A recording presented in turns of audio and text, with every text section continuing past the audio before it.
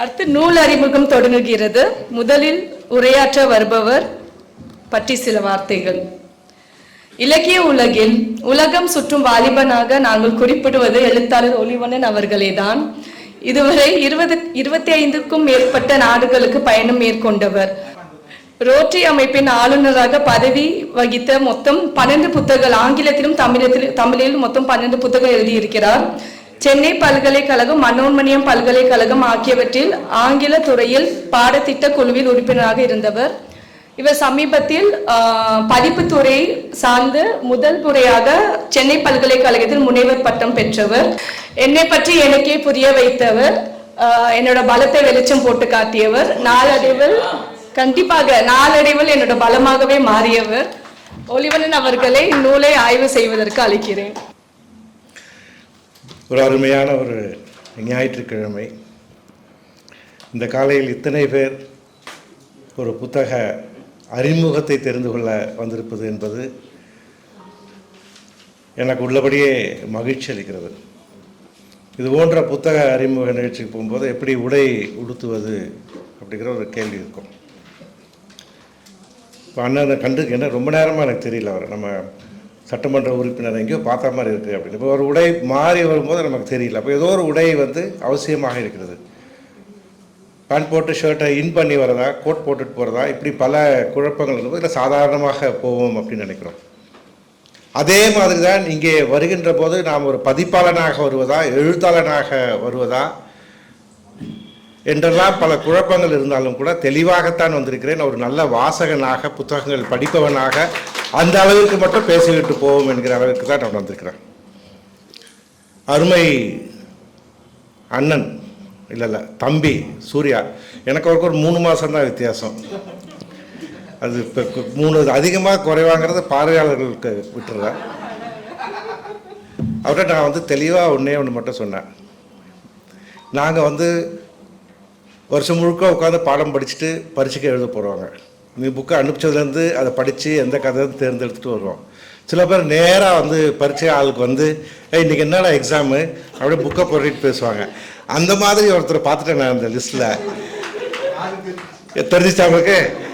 அப்புறம் எனக்கு என்னோடய உழைப்பெல்லாம் வீணாக போயிருமே அப்படின்னா அது காரணம் அவங்க ஸ்கிரிப்டெல்லாம் படித்து பார்த்த உடனே வாங்கி உள்வாங்கி பேசக்கூடிய ஆற்றல் நமக்கு அந்த ஆற்றல் இல்லை. அதனால் எனக்கு தயவு செஞ்சு ரேகாவுக்கு முன்னால் கொடுத்துருங்க, நான் பேசிடுறேன் அப்படின்னா.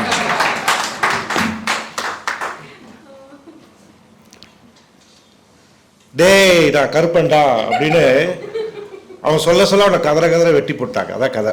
அதான் சாமியா இல்லையாங்கிறதுலாம் கேள்வி கிடையாது. அது கடவுளாக இருந்தால் யாரும் வெட்டியிருக்கவே மாட்டாங்க. அதே மனிதன் அவனுடைய தேவைக்கு ஏற்பதான் எதையோ ஒன்றை பிடிச்சி வச்சுக்கிறான்.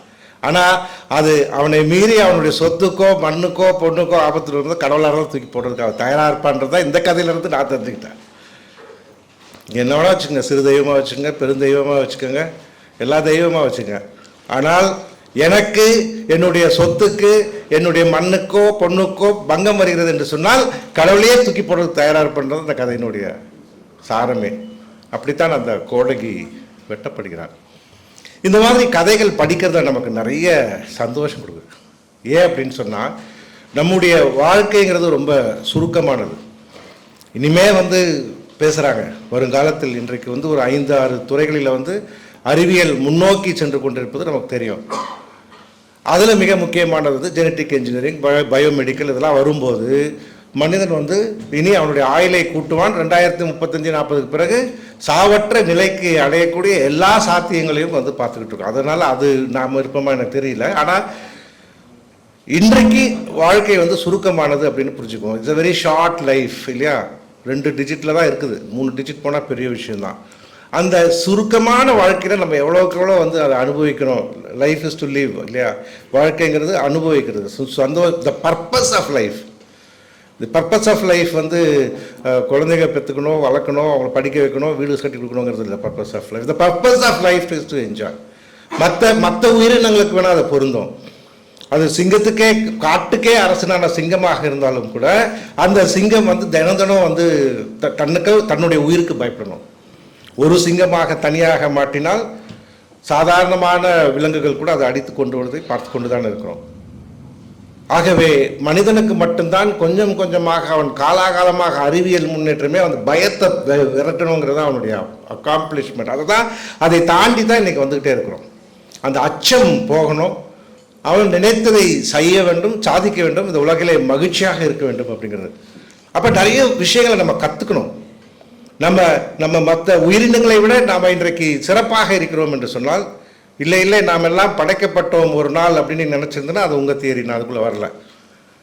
நாங்களும் பரம்பரையாக கடவுள் மறுப்பாளர்கள் தான். அதனால் அது கொஞ்சம் பேர் கைத்தட்டினா கூட எனக்கு சந்தோஷமாக தான் இருக்குது. ஆனால் அந்த தியரி தான் இன்றைக்கி ஜெயிச்சுக்கிட்டு வருது. நீங்கள் அறிவியல் அப்படிங்கிற அந்த ஒளி வரும்போது அறியாமல் எங்கள் இருள் கொஞ்சம் கொஞ்சமாக மறையாத நம்ம பார்த்துக்கிட்டு தான் இருக்கிறோம். அந்த தியரி உடையுது தூள் தூளாக. இது வரைக்கும் உலகத்தில் மனிதன் படைக்கப்பட்டான் அப்படின்னு பேசிக்கிட்டு இருந்தோம். மனிதன் ஒருத்தன் நாய் அப்படின்னு சொல்லும்போது, இல்லையே உன்ன மாதிரி 11 இனங்கள் ஏற்கனவே இருந்ததற்கான சாட்சிகள் இருக்கே அப்படின் போது அதுக்கு விளக்கமே இல்லை. we are not the only one, இல்லையா? எத்தனையோ மனித இனங்களில் ஒருத்தர் நம்ம, அவ்வளோதான். அப்போ நம்ம இத்தனை காலம் தாண்டி தப்பித்து வந்திருக்கிறோம் என்று சொன்னால் நம்மக்கிட்ட இருந்த மிக முக்கியமான ஒன்று செய்திகளை கடத்துவது.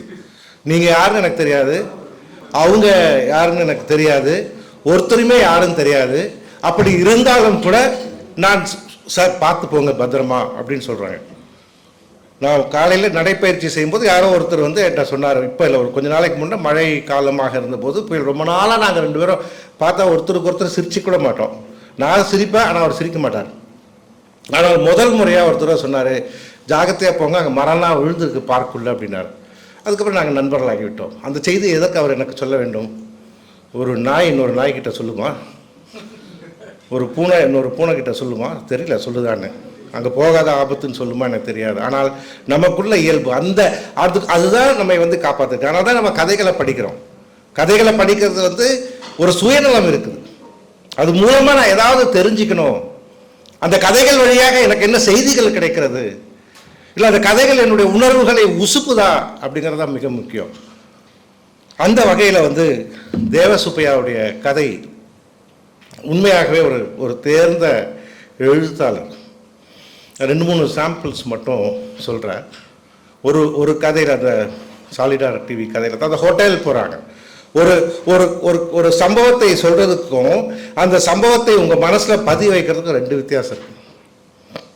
இப்போ நான் இங்கே இந்த அரங்கத்துக்கு முதல் முறையாக வந்திருக்கிறேன் அப்படின்னு சொன்னால், வந்தேன், பேசினேன், போனேன் அப்படின்னு சொன்னால் எனக்கு நினைவே இருக்காது. ஒரு 5 வருஷம் கழிச்சு எனக்கு தெரியாது.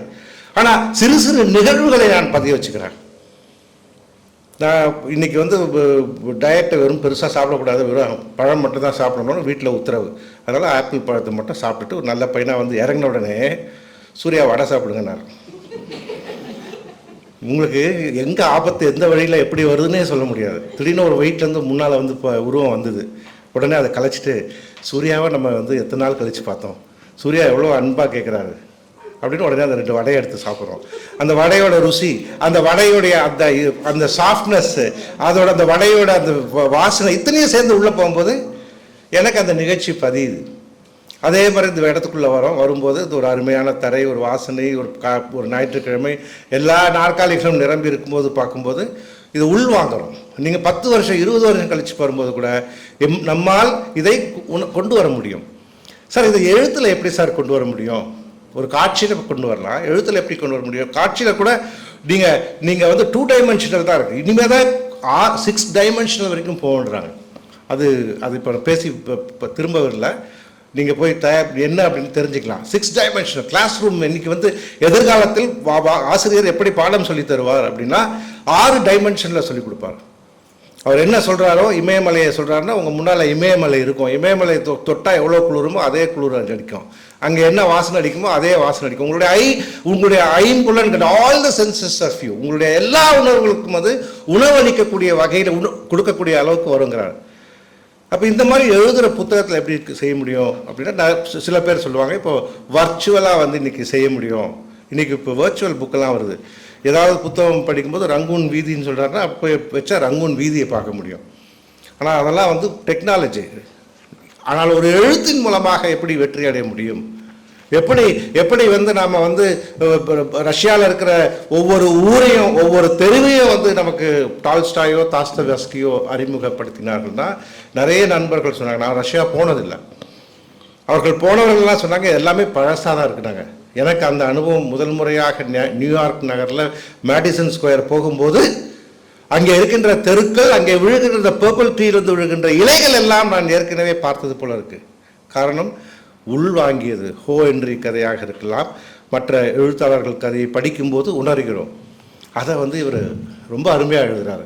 இதே மாதிரி தான் ஒரு உணவு விடுதியெல்லாம் சின்ன பையன் எப்படி வந்து அங்கே போகும்போது அந்த உணவை பூரி 2 பூரி கொண்டாந்து வைக்கும்போது அவனுடைய உணர்வுகளை வந்து கடத்துறாங்க. பூரிங்கிறதெல்லாம் நிறைய பேர் பார்த்துருக்க மாட்டோம். நல்லா பார்த்து ரொம்ப வருஷம் ஆச்சு எங்கள் வீட்டில். அதனால் நாங்கள் எங்கேயாவது ஹோட்டல் போனோம்னா முதல்ல வந்து என்ன சாப்பிட்றீங்கன்னா பூரின்னுவோம். என்னெல்லாம் வீட்டில் தடை செய்யப்பட்டிருக்கோ, இது ஒன்றும் பதிவு செய்யலைன்னு நினைக்கிறேன் இந்த காணொலி. அதனால் நான் பூரி அப்படின்னுவோம். அந்த அசோகா ஹோட்டலில் இவ்வளோ பெரிய பூரி கொண்டு வருவான்.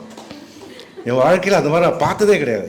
அந்த பூரிகளுக்கும் அந்த அந்த நிறம் இருக்குது பாருங்கள், கோதுமை நிறத்தில் பொண்ணு வேணும்னு கேட்பானுங்க தெரியுமா அந்த காலத்தில். அந்த மாதிரி அந்த கோதுமை நிறத்தில் ஒரு பூரி புசு புசுன்னு வந்து நிற்கும்போது பக்கத்தில் வந்து அது கொஞ்சம் கூட வந்து பொருத்தமே இல்லாமல் கான்ட்ராஸ்ட்டாக ஒரு பச்சை கலரில் ஒரு ஒரு உருளைக்கிழங்கும் அதில் ஒரு முந்திரி பருப்பு எஸ் ஐ எம் தேர் அப்படின்னு சொல்கிறக்கூடிய அதை கொண்டாந்து வைக்கும்போது அந்த வாசனை, அதை தொடக்கூடிய உணர்வு, இது எல்லாமே நம்ம வந்து உள்வாங்குறோம். அதை தான் இந்த எழுத்தில் வந்து அந்த ஒன்றை படித்த போது நான் சிரித்தேன்.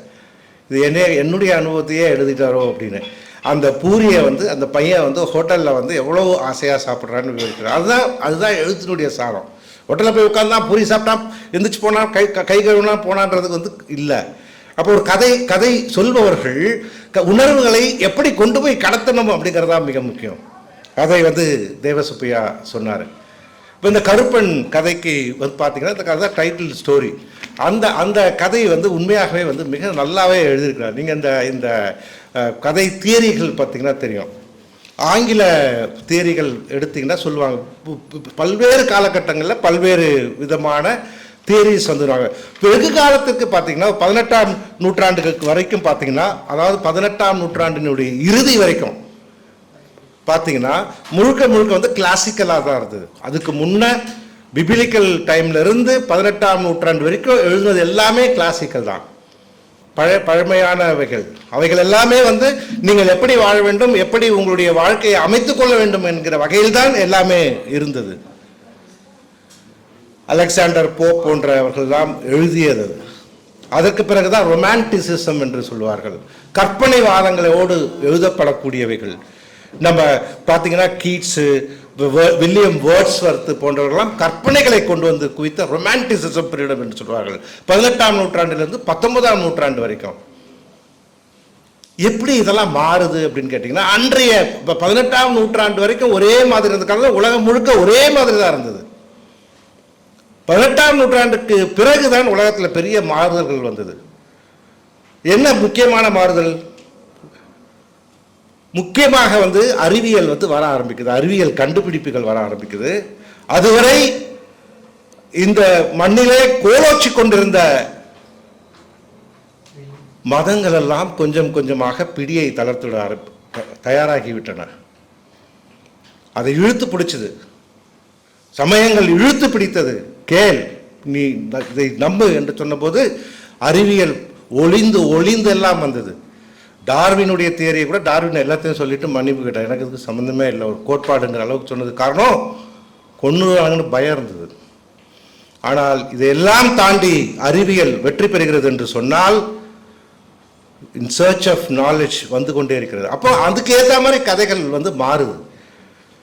அன்றைக்கு கூட ஒரு நிகழ்ச்சியில் ஒருத்தர் கேட்டாங்க, எப்படி இது மாதிரி மாறிட்டே இருக்கு ஒரு டிரான்ஸ்ஃபர்மேஷன் அப்படின்னா. டிரான்ஸ்ஃபர்மேஷன் வந்து முழுக்க அன்றைக்கு இருக்கின்ற சமூக அரசியல் காரணங்களுக்காக மாறுது. அதுக்கு மேலே அவன் வந்து திரும்ப போதையா கிளாசிக்கல்னு வந்து மாறி வரும்போது ரொமான்டிசிசம் வருது, கற்பனைகள் உச்சக்கட்டத்துக்கு போகுது. அதற்கு பிறகு வந்து தான் ரியலிசம்னு சொல்லுவாங்க. 19ஆம் நூற்றாண்டுடைய மையப்பகுதியில் வந்து தான், அதாவது 1800களின் மையப்பகுதியில் வந்தால் ரியலிசம். ரியலிசம்னா அதாவது அதுக்கு முன்னால் இருந்த தியரிகள் எல்லாம் அது வந்து தவிர்த்து விட்டது. அது அன்றாட வாழ்க்கையில் மனிதன் போராடுகிறானே, அந்த போராட்டத்தை அது கவனித்துக் கொண்டிருந்தது. அவனுடைய கஷ்டங்களை பார்த்தது. சார்ல்ஸ் டிக்கன்ஸோட நாவல்ஸை படித்து பார்த்தா நமக்கு தெரியும். டேல் ஆஃப் டூ சிட்டிஸாக இருக்கலாம், இல்லை அவருடைய மற்ற புத்தகங்கள் கிரேட் எக்ஸ்பெக்டேஷன்ஸாக இருக்கலாம். பார்த்து சாதாரணவனுடைய குரலை, சாமானியனுடைய ஏழை ஆலிவர் ட்விஸ்ட் படித்தவங்களுக்கு தெரியும். எனக்கு இன்னும் கொஞ்சம் வேணும்னு கேட்பான். கிவ் மீ சம் மோர் அப்படின்னு அந்த பிச்சைக்கார பையன் கேட்பான். அதுவரை இங்கிலாந்து என்று சொன்னால் பிரபுக்கள் வாழ்ந்ததை தான் படித்து கொண்டிருந்த நேரத்திலே ஏதாவது கொடுங்கள், எனக்கு இன்னும் கொஞ்சம் வேணும் என்று அந்த பையன் கேட்டபோது படித்து விட்டு நாம் கண்ணீர் விட்டோம்.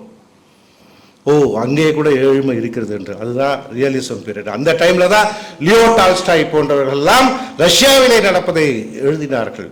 ஃபெட்ரிக் ஃபார்ஸ்வித் போன்றவர்கள் எல்லாம் எழுதி கொண்டிருந்தார்கள். தாஸ்தவஸ்கி போன்றவர்கள் எல்லாம். இது ஒரு கட்டம் போகும்போது 19ஆம் நூற்றாண்டு இறுதியிலேயே நேச்சுரலிசம் வந்தது. Naturalism offshoot of realism. இதுக்கப்புறம் நிறைய சிறிய சிறிய பிரிவுகள் இருக்குது. இதுக்கப்புறம் பேசுகிறது தான் மாடர்னிசம்னு சொல்லுவாங்க. நவீனத்துவம் அப்படின்னு வந்தது. நவீனத்துவத்தினுடைய மிக முக்கியமே அது ஏற்கனவே இருந்த ட்ரெடிஷ்னல்ஸ் எல்லாம் தாண்டி மூவ் பண்ணி வேற பக்கம் போகிறது. அதில் நிறைய வித்தியாசங்களை பார்த்தாங்க.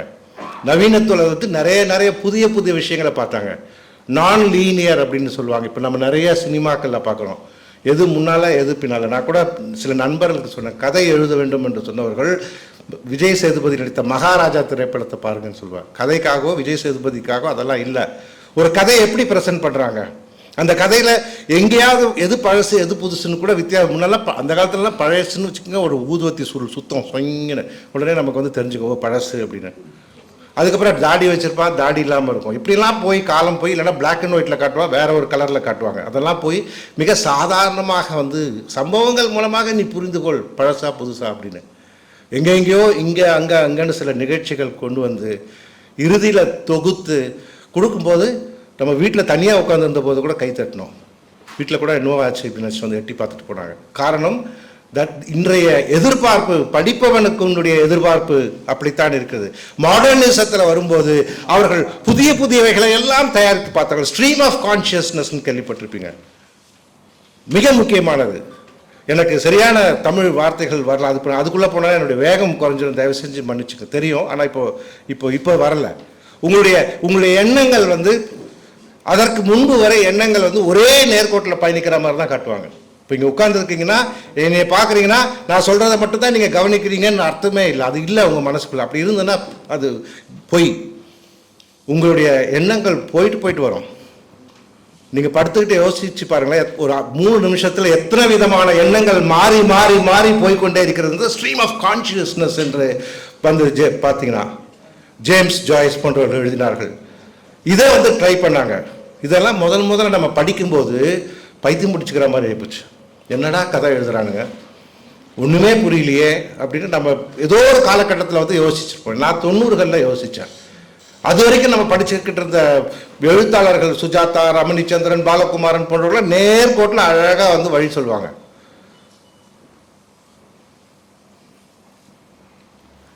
அப்படி நேர்கோட்டில் பயணித்து கொண்டிருக்கும் போது திடீரென்று கதையை இங்கேயும் அங்கேயும் மாற்றி மாற்றி சொல்லும்போது நமக்கு ஒரு விதமான ஒரு குழப்பமாக இருந்தது. ஆனால் அது ஒரு பெரிய புதிர் போட்டியில் வெற்றி பெறுகின்ற அந்த எண்ணத்தை கொடுத்தது. இப்படித்தான் இந்த கதையில், இந்த கருப்பன் கதையில் அவர் ரியலிசத்தையும் மாடர்னிசத்தையும் மிக அழகாக செம்மையாக பிளெண்ட் பண்ணி கொண்டு போறார். ஒரு எழுத்தாளனுக்கு ஒரு சுதந்திரம் இருக்கிறது. அவனை நீங்க கேட்கவே முடியாது. இந்த கதையினுடைய மிகப்பெரிய சிறப்பு, அந்த கதை மாந்தருக்கு பேரே இல்லை, மற்றவர்களுக்கெல்லாம் இருக்கு. இந்த தாத்தாவுடைய அண்ணனுக்கும் பேர் இருக்கு, தம்பிக்கும் பேர் இருக்கு. இவருடைய தாத்தா உதாரணத்துக்கு வச்சுக்கோமே, தேவசுப்பையா தான் ஹீரோன்னு வச்சுக்கோங்க.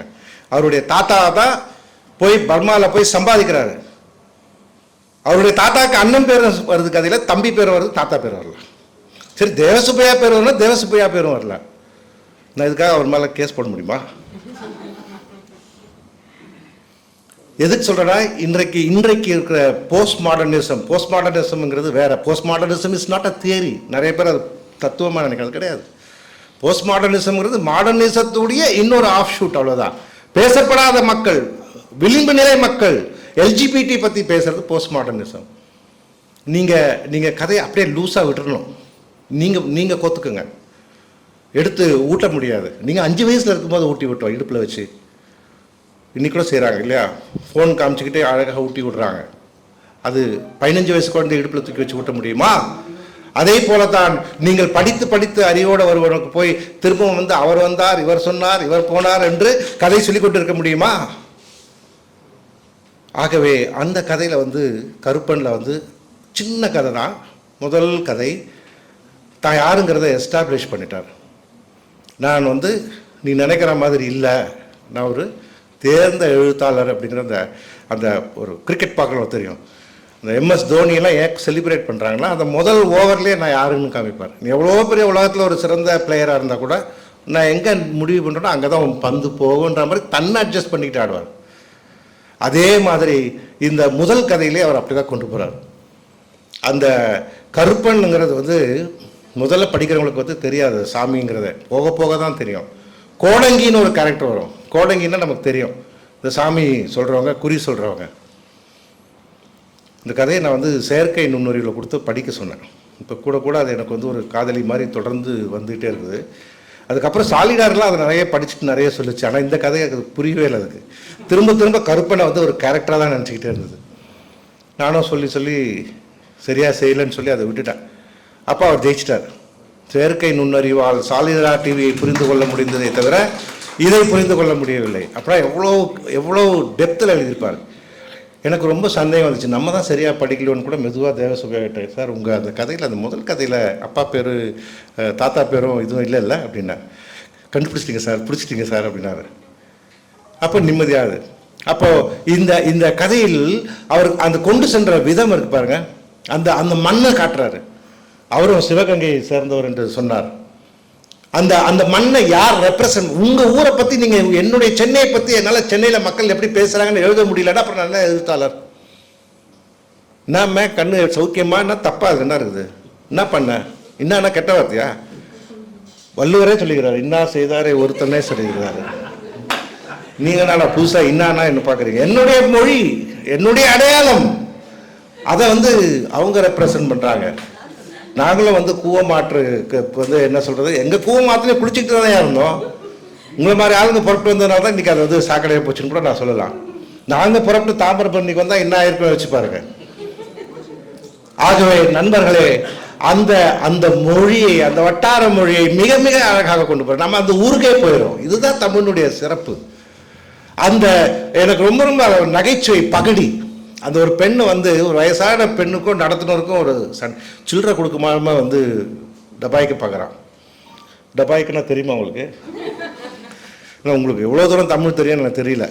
டபாச்சிருவானோன்னு ஒரு பயமாக இருக்கும் அந்த பாட்டிக்கு. அதெல்லாம் திட்டுது, குடியா போய் திரும்ப திரும்ப கொடுனா அவனை எரிச்சல் வருது. அது வந்து வாங்கிடுது காசை, கீழே வர போட்டான்.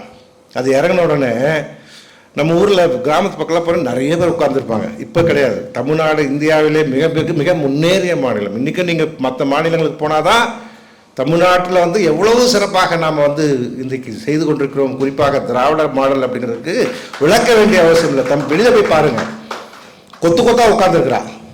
என்னையா பண்ண போறீங்கன்னா, இந்தியாவை இந்த நூற்றாண்டுக்கு எப்படி கொண்டு போகிறதுன்னு யோசிக்கிற மாதிரி உட்காந்துருக்கான். ஆனால் இந்த அந்த இறங்கினோடனே டீ கடையில் இருக்காங்க. இவன் வந்து சொல்கிறா, உங்கள் ஊருக்காரி ஒருத்தன் திட்டிட்டு போகிறான், சும்மா இருக்கிறீங்களான்னு ஊசி போடுறான்.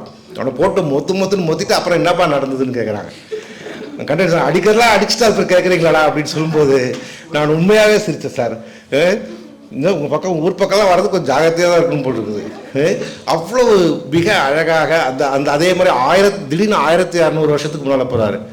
அந்த கண்மாயை எப்படி வந்து உருவாக்குனாங்க, அங்கேருந்து எப்படி கொண்டு வந்தாங்க, அதுக்கப்புறம் கதை, அந்த கருப்பன், அந்த அந்த அவனுக்கு சாமி வர கடைசியில் வந்து அவன் கெஞ்சறான், ஐயா ஐயா நான் வந்து சாமியா கருப்பையா, நான் கருப்புனாது கிருப்புனாது போட்டு வெட்டி போட்டு போயிட்டான். இப்போ எங்கே போச்சு கடவுள்? சரியா? ஆகவே இது இது இது இது வந்து எனக்கு தெரிந்து சமீபத்தில் படித்த மிகவும் தாக்கத்தை ஏற்படுத்திய ஒரு கதை எப்படி எழுதப்பட வேண்டும் என்பதற்கு ஒரு மிக நல்ல உதாரணமாக இந்த கதையை வந்து சொல்லலாம். அதற்காக தேவசுபையாவுக்கு ஒரு பாராட்டு. இன்னும் ஒரே ஒரு கதையை மட்டும் சொல்லிட்டு பிறந்த, ஏன்னா இதில் வந்து எனக்கு ஏன் இந்த கதையை நான் படித்தேன் அப்படின்னு சொன்னால், இந்த பர்மாவிலிருந்து வந்தவங்களை நான் சமீபத்தில் ஒரு கட்டுரை எழுதியிருந்தேன். பர்மிய தமிழர்களுக்காக இந்தியாவிலே மறுவாழ்வு எப்படி கொடுக்க முடியும். பர்மாவில் வந்து இன்றைக்கி அன்றைக்கு இலங்கையில் ஏற்பட்ட பிரச்சனைகள் ஏற்பட்டுக்கின்றன. லட்சக்கணக்கான தமிழ் இளைஞர்கள், இந்த உலகத்திலேயே 3வது அதிகமாக தமிழர்கள் வாழும் கூட்டம் உலகிலேயே. நான் உங்களுக்கு தொந்தரவு கொடுக்குறேன், நான் கொஞ்ச நேரம் பிரேக் கொடுக்குறேன், நீங்க பேசலாம். நானும் ஞாயிற்றுக்கிழமை காலையில் பேசணுன்றதுக்காக வந்திருக்கிறேன். நான் எழுதி வச்சு படிக்கல. உங்களுக்கு விருப்பம் இல்லை என்றால் நான் நிறுத்திக்கிறேன். அதாவது பர்மாவிலிருந்து வந்த இந்த உலகத்திலே 3வதாக தமிழர்கள் அதிகமாக வாழ்கின்ற நாடு பர்மா. அந்த பர்மாவில் இருக்கின்ற இளைஞர்கள் இன்றைக்கு வந்து போராடி கொண்டிருக்கிறார்கள். அவர்கள் வாழ்க்கையில் டிகிரி முடிக்காமே இருக்கிறாங்க. இப்போ சமீபத்தில் வந்து 20 இளைஞர்கள் வந்தார்கள். விழுதுகள் தமிழ்நாட்டினுடைய மாண்புமிகு முதலமைச்சர் அவர்கள் வந்து தொடங்கி வச்ச அந்த மிக மிக அற்புதமான ஒரு திட்டம் 2வது வருஷம். அதில் 15 நாடுகளிலிருந்து 100 பேர் வந்தாங்க. அதில் பர்மாவிலேருந்து வந்தவங்களோட நம்ம பேசும்போது எல்லாருமே செகண்ட் இயர் டிஸ்கண்டினியூன்றான். ஏன் செகண்ட் இயர் டிஸ்கண்டினியூ பண்ணீங்கன்னு கேட்டால் 3rd இயர் படித்தாங்களா ஆர்மியில் கூப்பிட்டுப்பாங்க அப்படிங்கிறான். யோசிச்சு பாருங்க.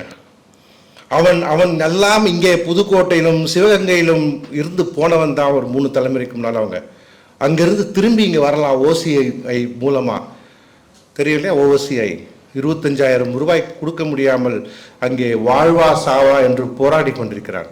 அதுக்கு நாங்கள் வந்து ஒரு கட்டுரை கூட எழுதணும். அந்த கட்டுரைக்கு முழு சொந்தக்காரன் நான் அல்ல. கருத்துக்களை வாங்கி நாம் ஏன் அவர்களுக்கு ஓசியை கொடுத்து இங்கே கொண்டு வரக்கூடாது? அந்த பர்மாவினுடைய எல்லையில் இருக்கிற அஸ்ஸாமிலிருந்தும் சிக்கிமிலும் இருந்து இங்கே வேலைக்கு வருகிறார்கள். அங்கே இருக்கின்ற என் தமிழ் இளம் மக்கள் செத்து கொண்டிருக்கிறானே அப்படின்னு சொன்னபோது அது செஞ்சுக்கிட்டு இருக்கிறாங்க. அந்த பர்மாவை வந்து செஞ்சுக்கிட்டு இருந்த கட்டத்தில் இந்த புத்தகம் கையில் கிடைக்கும்போது பர்மாவை பற்றி பேசும்போது மிக அருமையாக சொல்லுகிறார். ஒருத்தர் பெரிய பெரிய கோட்டீஸ்வரன் ஒரே நாள் இரவு 1962 இராணுவ புரட்சி வருகிறது, பேங்க் எல்லாம் ஃப்ரீஸ் பண்ணுறான், பணம் இல்லைன்னு பிச்சை எடுக்க வைக்கிறான். இதை தெரிந்து கொள்ள வேண்டும். எல்லாரும் நினைப்பா தமிழன் வந்து ஊராக போய் ஏயா போயிட்டு அவனே வம்பு எடுத்துக்கிட்டான்னு இல்லை. தமிழன் வந்து வியாபாரத்துக்காக போனது வேற. எத்தனையோ பேர் இங்கே இருக்கின்ற ஜாதி அடக்குமுறைகளுக்காக போனவர்கள், கொத்து கொத்தாக அப்படித்தான் மலையகம் போனவர்கள் எல்லாம். அதை இவர் தொடுகிறார். ஒரு கதைக்குள்ள எத்தனை கொடுக்க முடியுமோ அத்தனை தகவல்களை கொடுத்தது தான் அந்த கருப்பன் களஞ்சியம். அதை நான் வந்து அசோசியேட் பண்ணிக்கிட்டேன். அதுக்கு அடுத்த கதை வந்து அந்த சாலிடார் டிவி. நாங்கள் சாலிடார் டிவி இல்லை, மன்னிக்கணும், டெலிராடு டிவின்னு நாங்கள் பார்த்தோம். முதல்ல 77 78 அந்த ஆண்டனா இருக்குல்ல, அந்த ஆண்டனா தான் எங்களுடைய வாழ்க்கையே இருந்தது. அதில் வந்து ஒரு திடீர்னு ஒரு நாள் வந்து ரூபவாகினி தெரிய ஆரம்பித்த போது நாங்கள் அடைந்த மகிழ்ச்சி வேறு.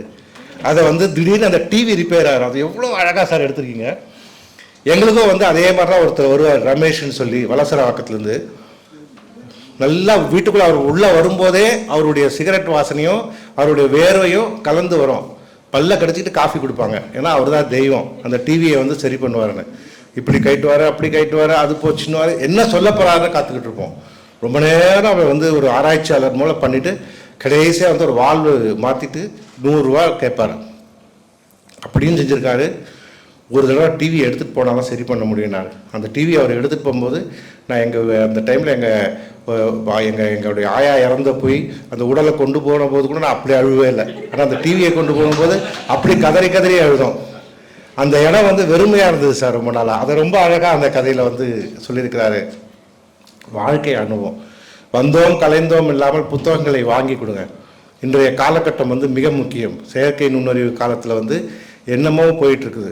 இன்னும் என்ன நடக்க போகுது அப்படிங்கிறது தெரியாத போது யார் வெற்றி பெறுவார்கள் என்று சொன்னால், யார் இலக்கியத்தை, யார் புத்தகங்களை வாசிக்கிறார்களோ, யார் தன்னுடைய அறிவை எல்லா துறையிலும் பெருக்கிக் கொள்கிறார்களோ அவர்கள் தான் வெற்றி பெற முடியும் என்று சொல்லி கருப்பன் போன்ற புத்தகங்களை தொடர்ந்து எழுதுங்கள்.